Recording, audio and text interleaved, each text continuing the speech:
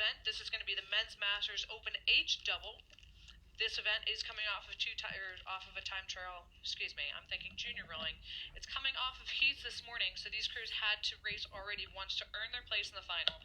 We're excited to have a 6-boat final here. They're getting aligned.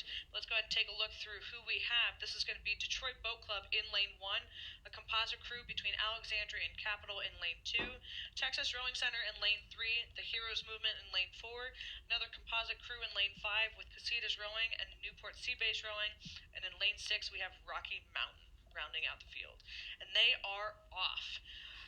This group of athletes, the average age is going to be 70 to 74, straight H's all the way across, so it is anyone's game in this 6-boat final.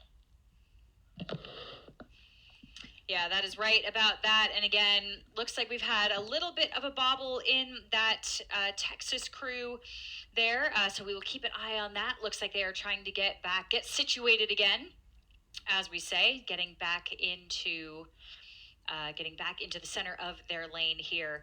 But here we go, and let's see if I can grab some binoculars here and look down the course, because right now we have a lot of connection across all of the lanes, but it is looking right now like lanes 1 and 4 perhaps have a slight lead from our view. That is Detroit Boat Club, stroked by Richard Anderson, and Heroes Movement, stroked by Dave Frick. Again, Dave Frick, an Army veteran with 28 years of service.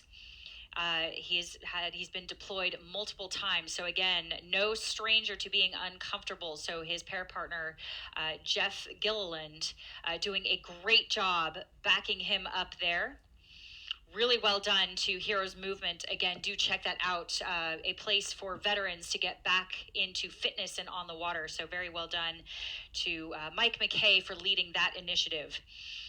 But we are still looking at lane 1 as well, challenging them, Detroit Boat Club, with in between them, lanes 2, Alexandria and Capital, and lanes 3, Texas Rowing Center, John Anderson, as well as lane 5, Casitas Rowing and Newport Seabase, stroked by Marcio Triccioli, excuse me. I apologize for that, Marcio. No stranger to California rowing out there. So 2 Californians coming out here to challenge Texas, Detroit, Alexandria for a title. So right now, again, looking at lane 1, Detroit Boat Club and Heroes Movement, stroked by Dave Frick.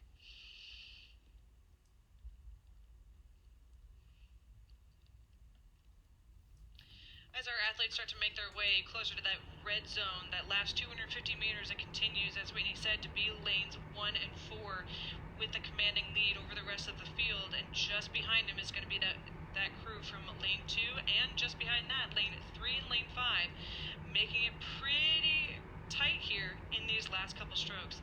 It's going to really depend on who's going to pull a trick out of their sleeve. Maybe with a late sprint, a late push, increase in rate, jump in rate, but let's go ahead and take a look at what we got.